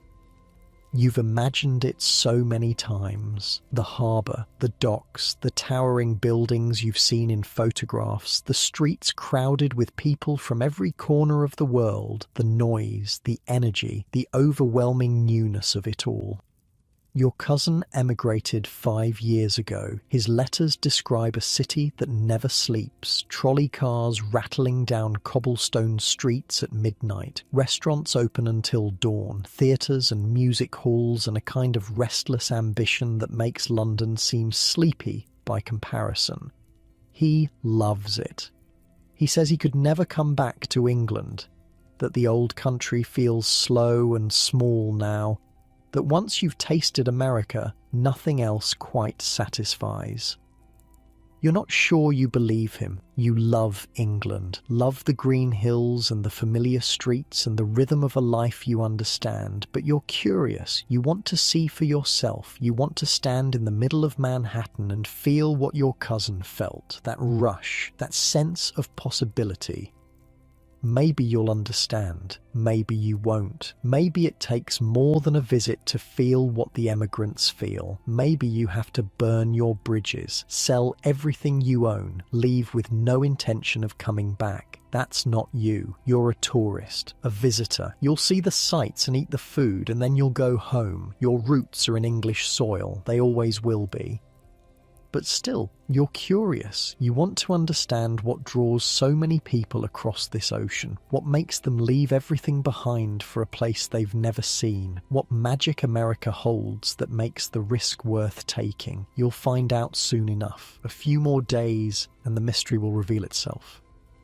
But imagination is never quite right, is it? The real thing is always different, bigger, smaller, louder, quieter, more colourful or less colourful than you expected. The gap between what you picture and what you find is where surprise lives. You're looking forward to being surprised. You're looking forward to standing on that deck as the harbour approaches, watching the city grow larger and more detailed with each passing minute, feeling your heart beat faster as the gangway is lowered and the moment finally arrives. The moment when this voyage ends. The moment when you step off this ship and onto American soil for the first time. What happens after that? You don't know. You have plans, of course, addresses to visit, people to see, things to do, but plans are just guesses about the future. The future itself is unknowable. It unfolds one moment at a time, surprising you at every turn. That's what makes it exciting. That's what makes it worth living. The dreams have stopped now. You're not dreaming anymore. You're just sleeping, floating in that deep, quiet place where nothing happens, where time doesn't exist, where you're not even really you anymore, just a body in a bed, breathing and healing and waiting for morning. The ship moves through the night. Her bow parts the water, her propellers churn the sea behind her, her funnels release their steady plumes of smoke into the cold Atlantic air. 3 of them, anyway. The 4th one barely smokes at all. You still don't know why. Something to do with ventilation, maybe. Or symmetry. Or some engineering reason that would make perfect sense if someone explained it to you.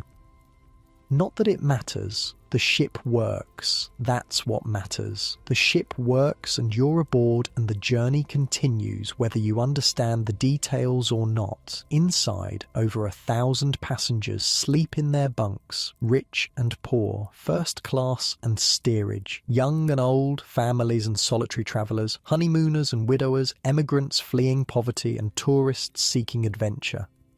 Each one wrapped in their own dreams, their own hopes, their own fears, all of them being carried forward together, whether they know it or not. The French honeymooners wrapped in each other's arms, dreaming of the life they'll build together. The Russian bookkeeper dreaming of whatever bookkeepers dream about. The shop owner from Leicester, perhaps dreaming of cards and cognac and good company, and you, dreaming of nothing at all, floating in the deep, quiet darkness of real sleep. The crew works through the night, officers on the bridge, watching the horizon, checking the instruments, making the small adjustments that keep the ship on course, stokers in the engine rooms, shoveling coal, feeding the fires that power this enormous machine, stewards preparing for morning, laying out silverware, folding napkins, making sure everything is ready for the passengers when they wake. The ship is never really asleep. She just pretends to be. Behind the quiet corridors and the darkened portholes, everything keeps running, everything keeps moving. The heart of this mechanical giant never stops beating, and you're part of it now. One of the 1,000 souls she's carrying, one of the stories she's transporting from one shore to another. What will you tell people when you get home? How will you describe this voyage? The words don't exist yet. You haven't found them, but they're forming somewhere in your sleeping mind. Impressions solidifying into sentences, experiences crystallizing into anecdotes. You'll tell them about the dining saloon, the oak panelling, the brass portholes, the way the light came through in the morning. You'll tell them about the band, Wallace Hartley with his violin, the tip jar being passed around, Schumann's Happy Farmer echoing off the wood-panelled walls. You'll tell them about the library, the green armchairs, the steward who handed out books, the hours you spent with Sherlock Holmes while the ocean rolled past outside. You'll tell them about the people, the Russian bookkeeper, the French honeymooners, the shop owner from Leicester who was better at bridge than anyone you've ever met, the reverend with the head cold and the kind eyes. You'll tell them it was the most extraordinary voyage of your life, and they'll believe you because it was written all over your face the moment you walked through the door. But that's later. That's weeks from now. That's a future that hasn't happened yet. For now, there's only this cabin, this bunk, this ship. Your roommate sleeping in the bed across from you, his book finally closed, his breathing slow and steady, the engines humming their quiet song beneath the deck.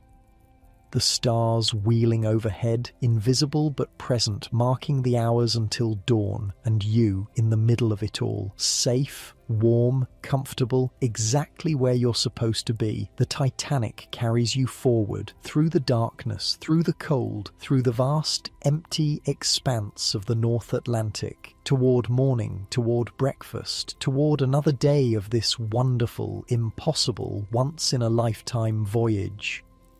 You don't know what tomorrow will bring. You never do. That's part of being alive. But you know it will bring something. Another day of experiences, another day of memories, another day of this strange, suspended life on the water. And that's enough. That's more than enough. For now, you sleep, deep and dreamless and complete. The ship takes care of the rest. She knows the way. She's done this before. Her officers and her crew and her engines and her compass will guide her through the night. They don't need your help. They don't need your worry. All they need is for you to rest, to sleep, to let go of the day that's past and prepare for the day that's coming. So that's what you do. You rest, you sleep, you let the rhythm of the engines rock you deeper into unconsciousness. And somewhere far above you, on the bridge, an officer looks out at the stars and makes a note in the log. April 11th, 1912. Clear skies, calm seas, all quiet. The ship sails on, the night continues, and you sleep peacefully, deeply, completely, safe in your bunk, safe on this mighty ship, safe as you've ever been anywhere in your life. The morning will come when it's ready. Until then, there's nothing to do but float, nothing to do but dream, nothing to do but let the ship carry you forward through the darkness toward whatever waits on the other side. New York, America, the future, but not yet, not for days yet. For now, just this, just sleep, just peace. Just the gentle motion of the ship and the quiet hum of the engines and the knowledge that everything is exactly as it should be. Close your eyes. Let go. The night will hold you. The ship will carry you, and when you wake, the sun will be shining on the water, and another beautiful day aboard the Titanic will be waiting. But that